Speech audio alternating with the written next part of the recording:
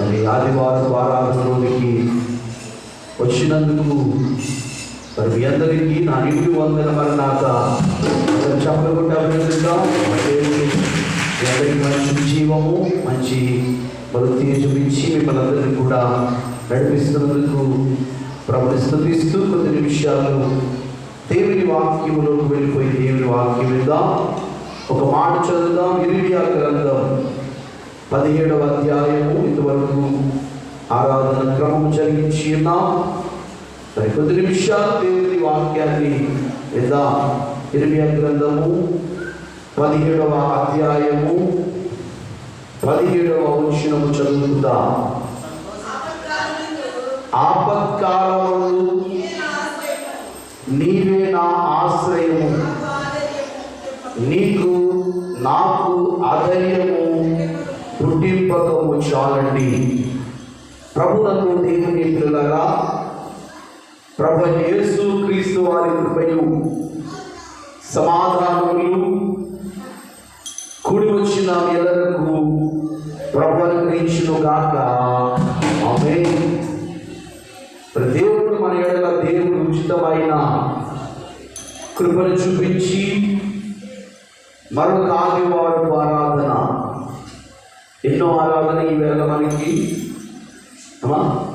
ఈ నెల ఆరాధన, ఆ 4వ ఆరాధన దేవుడు ఈ మరణాత శాంతి సమాధాన మందిరంలో మరి ఏర్పాటు చేసుకుని మరి మిమ్మల్ని మమ్మల్ని అందరినీ కూడా మరి సిద్ధపరచుకుని నడిపించినందుకు ప్రభుని స్తుతిస్తూ ఈ మాటలు నేను మీకు జ్ఞాపకం చేస్తూ ఉన్నాను. చదవబడిన వాక్య భాగంలో రాయబడిన మాట ఏంటి అంటే, ఆపత్కాలమందు నీవే నాకు ఏమై ఉన్నావు, ఆశ్రయమై ఉన్నావు. ఈవేళ ఆపత్కాలము అనేది కనబడుతూ ఉన్నది. ప్రపంచానికి కానివ్వండి, లేక లోకానికి కానివ్వండి, లోకములో ఉన్న మనుషులకు కానివ్వండి, లేక క్రైస్తవ సంఘాలకు కానివ్వండి, ఈవేళ ఎవరిని చూచినా, ఎవరిని కలిపినా ఇది ఏ కాలం అంటారంటే ఆపద కాలం. ఆపద కాలం అంటే కష్టకాలము.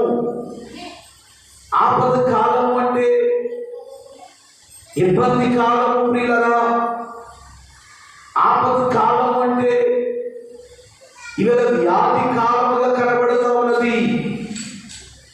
అంటే ఇవాళ ఆపద కాలంలో ఉన్న వారిని ఏం చేయాలి అంటే, దేవుడైనా మనుషులైనా ఎవరైనా ఏం చేయాలి? ఆశ్రయించాలి, లేక ఆదుకోవాలి. అప్పుడు దేవుడు ఆపద కాలం నుంచి ఆయన తప్పించక మానడు. బైబిల్ గ్రంథంలో ఆపద కాలంలో ఏమి జరుగుతుందో అనేక సత్యాలు, అనేకమైన విషయాలు మనం వాక్యాలు వెతికితే అనేక చోట్ల కనబడుతూ ఉంటాయి.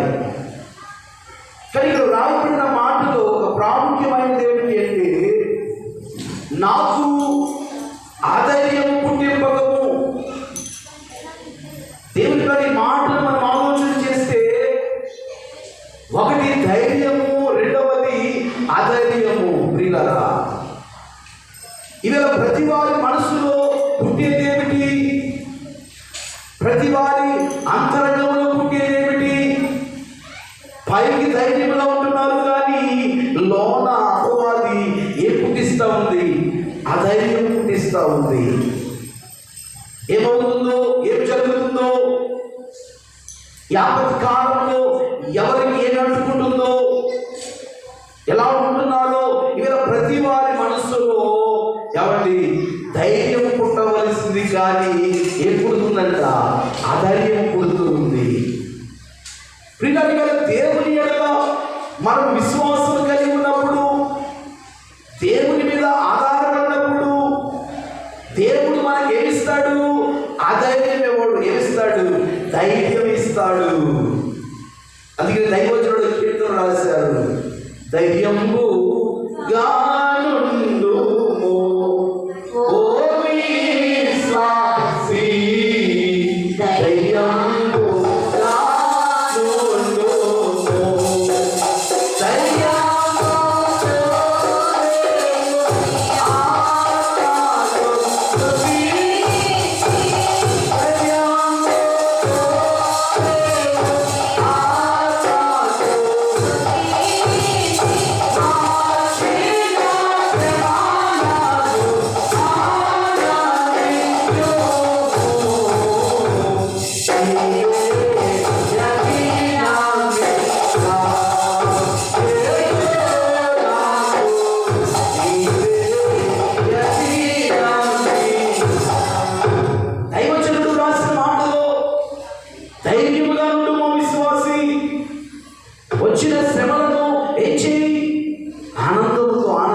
ప్రార్థించి జయించు అన్నారు.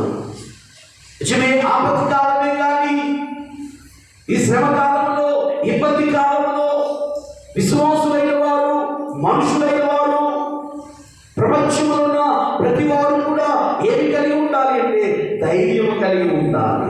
కాబట్టి మనోధైర్యం కలిగి ఉండాలి. కానీ అపవాది ఈ వ్యాధులు, ఈ బాధలు, ఈ శ్రమలు ఏం పుట్టిస్తూ ఉన్నాయి? అధైర్యం పుట్టిస్తూ ఉన్నాయి. వ్యాధి కలిగిన విశ్వాసుని కానీ, కష్టంలో ఉన్న వ్యక్తిని కానీ చూసినప్పుడు వారి దగ్గరికి వెళ్ళి మనం చెప్తాం, ధైర్యంగా ఉందామా అంటూ ఉంటాం. కాబట్టి మనకి ధైర్యం లేకపోయినా ఎంత వ్యక్తి ఏం చేస్తాం? ధైర్యం చెప్తాం,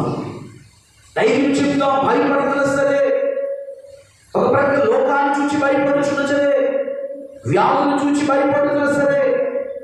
చదవండి ఒక మాట, ఆమోసు గ్రంథము 5వ అధ్యాయము 4వ వచనం చూస్తే అక్కడ ఆమోసు భక్తుడు రాసిన మాట ఏమిటంటే,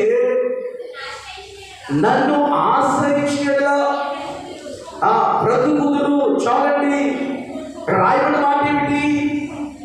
ఎవరైనా ఆశ్రయించినట్లా మీరు ఏం చేస్తారు? బ్రతుకుతారు అని రాస్తారు. అంటే మనుషులైన వారు ఈ ఆపత్కాలంలో, ఇబ్బంది కాలంలో ఏం చేయాలి అంటే ఆయనను ఏం చేయాలి? అనుసరించాలి, ఆయనను శ్రయించాలి, ఆయన మీద ఆధారపడాలి. ఆయన మీద ఆనుకున్నప్పుడు దేవుడు మనలను ఏం చేస్తాడు? బ్రతికించేవాడై ఉన్నాడు. ఏమండి, ఈ గడ్డు కాలంలో, ఈ కష్టకాలంలో ప్రతి మనిషిని, ప్రతి వ్యక్తిని ఏం చేయాలి? దేవుడు బ్రతికించాలి. ఎలాగ బ్రతికించాలి? ఎప్పుడు బ్రతికిస్తాడు? అందుకే గత వారు జ్ఞాపకం చేశారు, మన బ్రతుకు దినములన్నీ కృపాక్షేమములే మన వెంట వచ్చును అన్నాడు. మోషే బ్రతికాడు. ఎన్ని సంవత్సరాలు బ్రతికాడు?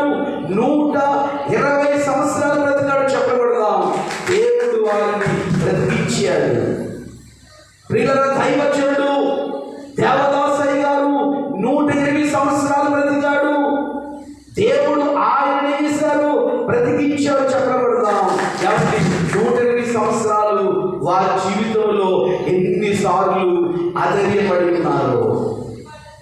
ఎవరి దేవుడు ఎన్నిసార్లు ధైర్యపరిచాడో. వీళ్ళ ప్రతి మనిషిలో ధైర్యం పుట్టించేవాడు ఆయన, అధైర్యం పుట్టించేవాడు అపవాది. అధైర్యం ఎప్పుడు వస్తుంది? ధైర్యం ఎప్పుడు వస్తుంది? బలం ఉన్నప్పుడు, ఆశ్రయం ఉన్నప్పుడు, ఆధారం ఉన్నప్పుడు, ఆదుకునేవారు ఉన్నప్పుడు.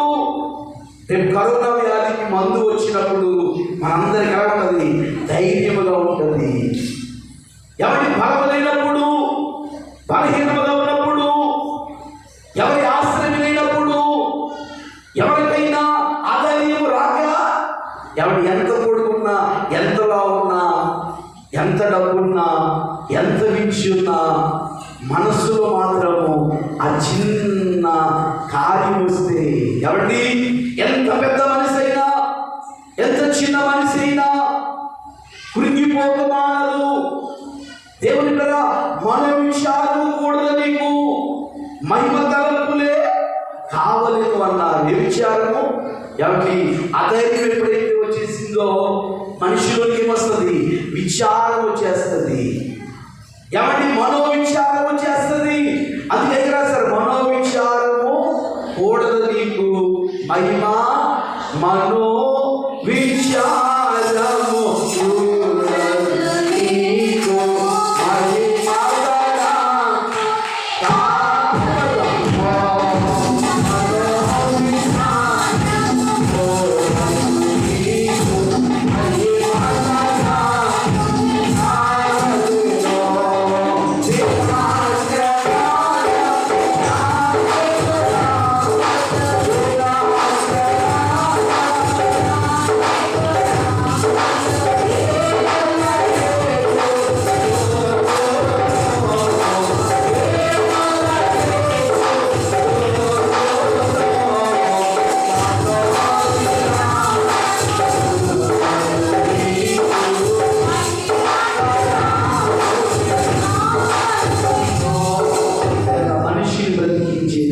డబ్బు కాదు, మనిషిని బ్రతికించేది జ్ఞానం కాదు, మనిషిని బ్రతికించేది లోకంలో ఏది కాదు. ఈవేళ ప్రతి వారు ఏం చేయాలి? ఆయనను ఆశ్రయించాలి. ఆశ్రయిస్తే ఆపత్కాలంలో కూడా ఏమంటే అధైర్యాన్ని పుట్టింపగా దేవుడు ధైర్యం పుట్టించేవాడై ఉన్నాడు, బలం పుట్టించేవాడై ఉన్నాడు. చదువుదాం కీర్తనలు 5వ అధ్యాయము 11వ వచనం చదువుదాం. కీర్తనలు 5వ అధ్యాయం 11వ వచనం చూద్దాం. సంతోషించుదురు, అదే వారిని కాపాడుదురు. ఎవరి కనుక నిత్యము వారు ఏం చేస్తారంట? ఆనంద ధ్వని చేస్తారు. ఎప్పుడు ఆనందము, ఎప్పుడు సంతోషం అంటే నీవు ధైర్యంగా ఉన్నప్పుడు, నీవు బ్రతికినప్పుడు. ఎవరి ఇలా మన జీవితంలో ఆనందాన్ని, ఆనంద ధ్వనిని ఆయన చూపించక మానడు ప్రియులారా. కాబట్టి ఈ ఆపత్కాలంలో ఇవాళ మనందరినీ ఆయన ఏం చేయాలి? ధైర్యపరచాలి. ఎవరి ప్రతి వ్యక్తికి ఏం కావాలి? ఇవాళ ధైర్యం కోల్పోతూ ఉన్నారు. ఎవరి ఎప్పుడంటే తన వరకు వస్తేనే కానీ ఎవరికి తెలియదు. ఎవరికి తెలియదు. ఎక్కడో ఏదో జరిగిందంటే మనం ఏదో ఆలోచన చేస్తాం. మన దగ్గరికి వచ్చిన తర్వాత ఇవాళ మనలో ఎంత ధైర్యం ఉన్నది, ఎంత అధైర్యం ఉన్నది. దేవుడి కాలంలో మనకు బ్రతికించేవాడై ఉన్నాడు. రెండవది మనలను ఆనందింపచేయవాడై ఉన్నాడు అనే విషయాన్ని ఆ మాటను బట్టి నేను మీకు జ్ఞాపకం చేస్తా ఉన్నాను. మరొక మాట చదువుతాం. సామెతల గ్రంథం, సామెతల గ్రంథము 18వ అధ్యాయం, సామెతల గ్రంథము 18వ అధ్యాయం 10వ వచనంలో చూస్తే అక్కడ కూడా ఒక విషయాన్ని మనం చూడగలుగుతాం. సామెతల గ్రంథం 18:10వ వచనం చదువుదాం. యెహోవా గమనించాలి. యెహోవా నామము బలమైన దుర్గము, నీతిమంతుడు అందులోనికి పరిగెత్తి సురక్షితంగా ఉండి చెప్పబడదాం. ప్రభువుకు దేవుని సొలొమోను రాసిన మాట ఏమిటి? యెహోవా నామముందు బలమైన దుర్గము. దేవుని నామం ఎలాంటిది? బలమైనది ప్రియులారా. లోకపు నామము బలహీనమైనది. కాబట్టి నీతిమంతుడు అందులో పరిగెత్తుచున్నను. ఇవాళ మనం అందరూ ఎక్కడ పరిగెత్తుతున్నాం? ఎక్కడ నడుస్తున్నాం? లోకములో నడుస్తున్నాం, లోకములో పరిగెత్తుతున్నాం. కాబట్టి వచనంలో రాయబడిన మాట ఏమిటి? పరిగెత్తి వారేమంటారంట? సురక్షితమైన. కాబట్టి ఇశ్రాయేలు దేవుడు సముద్రమును నడిపించాడు. సముద్రం అంటే ఎలాంటిది? ఈ ప్రక్కన చూస్తే నీరు, ఈ ప్రక్కన చూస్తే నీరు, మధ్యలో వాళ్ళు ఉన్నారు. అవును కదా? మన పరిస్థితి ఏంటి? ఈ ప్రక్కన చూస్తే వర్షాలు, ఈ ప్రక్కన చూస్తే కరోనా కదా. ఇశ్రాయేలు పరిస్థితి అదే. అదిగా పాటలో రాస్తారు. కాబట్టి ఇశ్రాయేలీలంతా సముద్రములో ఎలా నడిచారట? సురక్షితంగా నడిచింది. ఎవరి పడదాం. యెహోవాను గానము,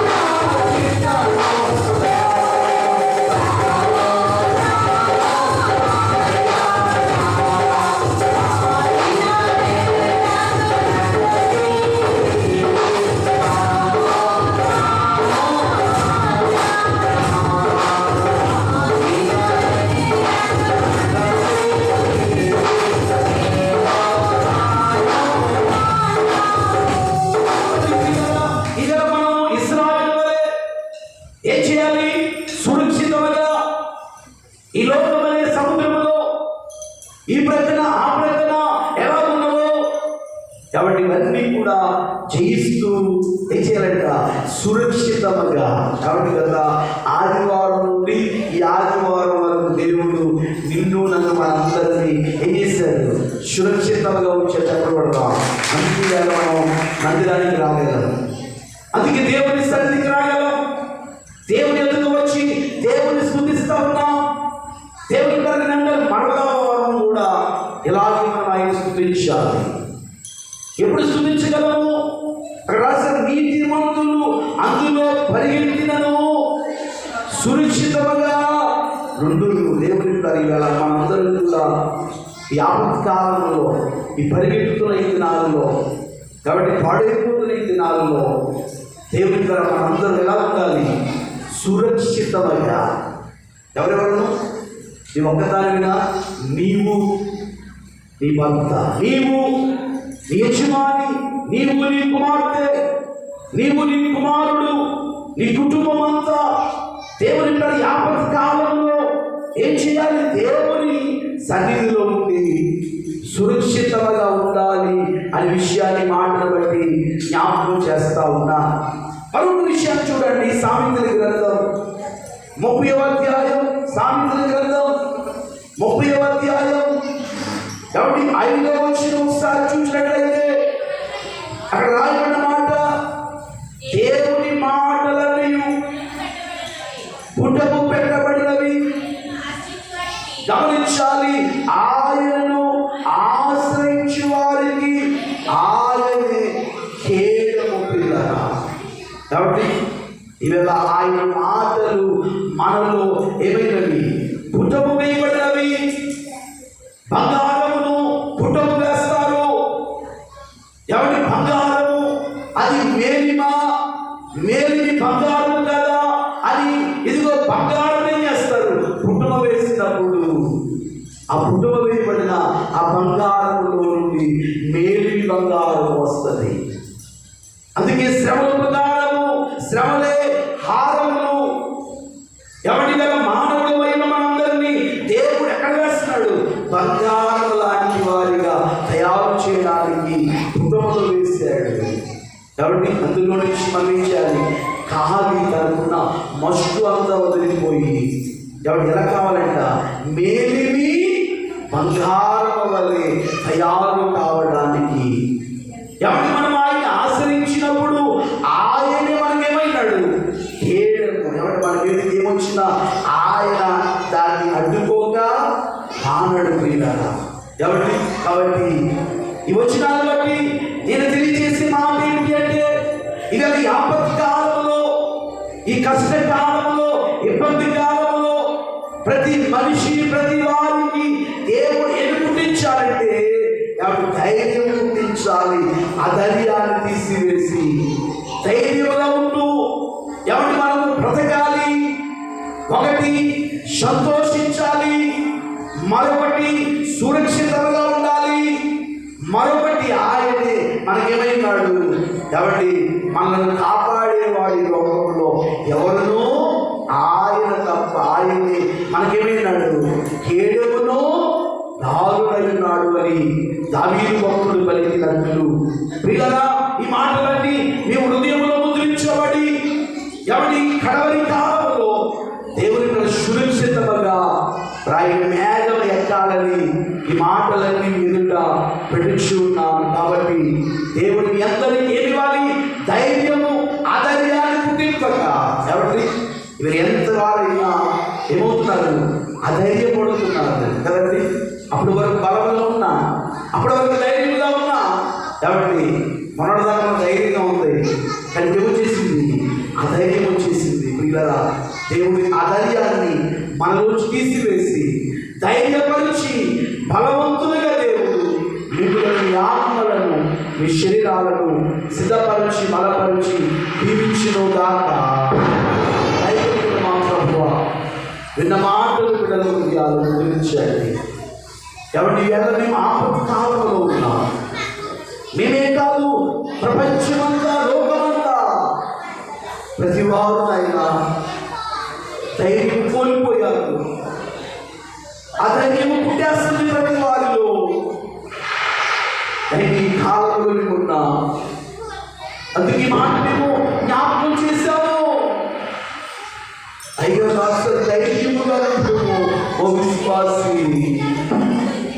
ధైర్యము గాను